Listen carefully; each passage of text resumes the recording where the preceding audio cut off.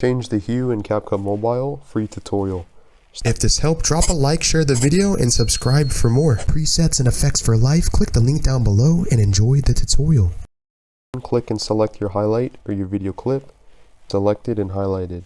Scroll to the right, you see the option Adjust, next to Auto Reframe and Video Quality.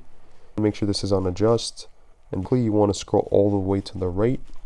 You see the last option, or one of the last options, which says Hue next to Fade.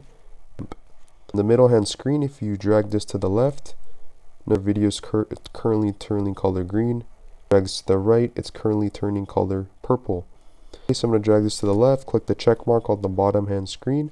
I'm going to click the diamond icon, the keyframe. Let's say we want this to fade to color purple. Diamond icon right here, keyframe, and scroll to the right, adjust. I'm dragging this all the way to the right. In this case, it's color purple, click the check mark. Now you have successfully changed the color or the hue in Capcut Mobile completely for free.